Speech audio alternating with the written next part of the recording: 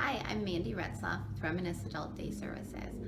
I'm taking time today to share with you that May is National Share a Story Month.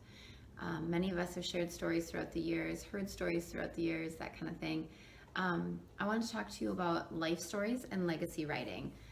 The important thing with life stories and legacy writing is that it's an opportunity to not only hear someone's story, but give them the opportunity to pass on their legacy from generation to generation.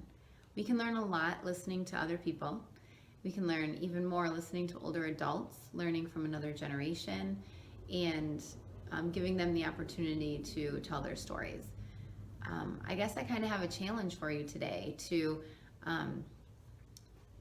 find someone in your life that's important, whether it be a grandparent or a parent, and ask them to record their life story with you. You might think to yourself, I'm not an author. I don't know how to write a life story for somebody. It's as simple as asking them a set of questions and just listening to the answers. Maybe writing down some notes. You could have your phone to record what they're saying, or just record their voice. Any of those things. Getting it down on paper is so important. Getting it in record or getting it on video is important. It gives people a sense of purpose to know that somebody is interested in their life and somebody is interested in their story. When I worked at the Senior Life Center in Reedsburg, we had the high school class, English class, with Mrs. Gessling come up, and the kids had a list of questions, and some of the residents and tenants volunteered, and they recorded, asked questions, and learned about their life stories, and then wrote up a report and made a copy for the residents and tenants. It was such a meaningful experience. The kids said, this is way better than any history class. You know, I knew about World War II, or I knew about the Depression. I heard about it, but to hear someone else tell about their experiences is a completely different experience.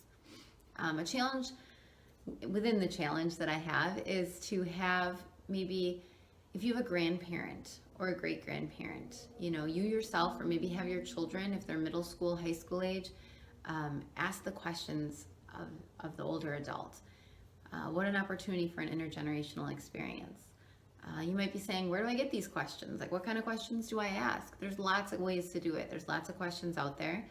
You can check my website. I'm going to be posting a list of questions on www.reminisceadultdayservices.com, or there's also the Legacy Project at www.legacyproject.org. Great questions there. And really tailor these questions. Look through them first and find out what would be good questions for this person. What you know about them already. You know, you don't want to ask something that, you know, might not be a good question or might not be suitable for them. So put some time into it, put some thought into it. It doesn't have to be a one-day event. I would love for my children to interview my parents and do it throughout the summer. You know, every day they're there, they maybe ask them a couple questions when they visit with Grandma and Grandpa. That might be a good opportunity right there. And it also is a good way to give them something to talk about with Grandma and Grandpa, especially if, you know, it's a great grandchild that is thinking, I don't really know what to ask Grandma and Grandpa. I don't know what to talk to them about. This is an opportunity that can kind of trigger that experience for them to share. For people that have Alzheimer's and dementia, this is a great activity because all these questions, a lot of them can be back in childhood, you know, and sometimes that's where their memory is it's back in childhood, young adulthood, early adulthood. And so these are questions that they can answer. Whereas if you're asking them, oh, what did you do yesterday? That might not be a question that they can answer and remember. So it really gives them the opportunity to thrive and have failure-free activities where they can answer these questions. So I guess that's my message for today. I hope that you look into the idea of legacy writing and life stories and try to find an older adult in your life to record their life story and their legacy. And by doing that, you're ensuring that generations to come know about other generations and creating a great opportunity in the process. Thank you, and I hope you have a great